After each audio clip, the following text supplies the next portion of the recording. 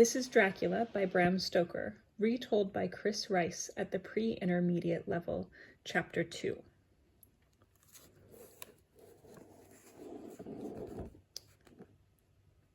Three Women. The days and nights passed in the same way. Jonathan got up late, had breakfast, and read in the library. At night he sat by the fireside. He listened with interest as the Count talked with great feeling about the history of his family and of his country.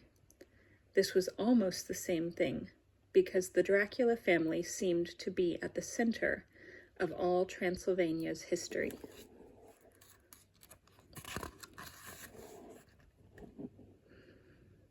Sometimes the Count talked about more ordinary things, about England, law, ships, and trains. Jonathan was surprised that Dracula knew so much. He wanted to send things to England, to a town by the sea. But which town? Why not Whitby? Jonathan suggested. My girlfriend, Mina, and her best friend, Lucy, are going on holiday there. It's a fine old fishing town in the north of England. The Count was interested. Whitby seemed a good idea. He also wanted to hear more about Mina. She's the girl that I'm going to marry, Jonathan said, showing the Count a photograph. And this, he said, pointing to the other girl in the picture, is Lucy, her best friend. The Count studied the photograph and smiled. They are pretty girls, he said. Your Miss Mina, she will want to know how you are. Have you written to her since you arrived? I have not had much time to send any letters, Jonathan replied. Then write now, my good friend. But first, I want you to write to Mr. Hawkins. Tell him that you will stay with me for another month. Jonathan's blood ran suddenly cold. Do you want me to stay for so long? He asked weakly. Yes, I do. Your job here is to look after my business, and my business makes a longer visit necessary. Now, he said, handing Jonathan envelopes and paper, please write only about business in your letters, and you can say that you are well, of course. Jonathan went to the desk and wrote 2 short letters. The Count took them. Before he went, he said, I must tell you something, my young friend. If you go into any other part of the castle, do not fall asleep there. The castle is old. Strange things have happened here, and bad dreams will come to you. In these rooms, and in your bedroom, you are safe. Later that night, Jonathan went down to the great door at the front of the castle. It was locked as usual. The key's probably in the Count's room, he thought. He walked round the castle and found 1 or 2 open rooms, but they went nowhere. Then he noticed a door at the end of a short passage. At first he thought it was locked, but he lifted and pushed it, and he was then able to open it. Feeling his way up some dark stairs, he found himself in a pleasant, moonlit room. It seemed to be next to his own bedroom.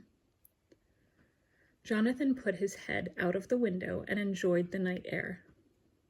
Then he noticed a movement at a window below, and he could not believe his eyes. This is impossible, he thought. I'm dreaming. He watched, frozen with fear. Dracula climbed out of the window and moved down the wall like some terrible animal of the night. His fingers and toes used every little space between the stones, and his black clothes flew up around him in the wind. Then he disappeared into the shadows at the bottom of the castle wall. Jonathan could not think or act. He felt weak and afraid. There was a bed on the other side of the room, opposite the window. I'll lie down here for a short time, he thought, until I feel stronger. He closed his eyes and began to feel sleepy. But after a short time, he had a strange feeling that he was not alone. 3 young women were watching him from the shadows, and they were talking in low voices. They moved out into the moonlight. He saw then, through half-open eyes, that they were very beautiful. When they laughed, the moonlight shone on long, white teeth. As they came nearer, their eyes shone red. They filled the air with their excited laughing. Jonathan felt in his heart that they were evil. But for some reason, he did not feel afraid. There was something about them that excited him. He wanted them to come to him, to touch him.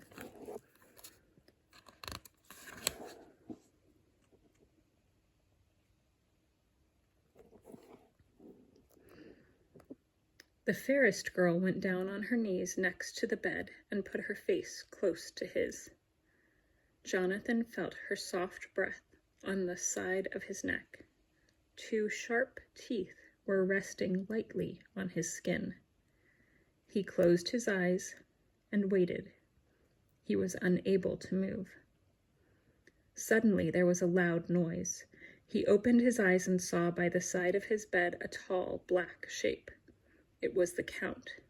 His face was as white as death, but his eyes burned like 2 small fires. "I told you not to touch him," the Count said angrily. He took the woman by her neck and threw her across the room. "This man is mine. I will use him first. Then, and only then." "So what fun can we have tonight?" one of the women asked. There was a bag at Dracula's feet. Something was moving inside it. Dracula kicked it across the floor towards the women, and Jonathan felt sick.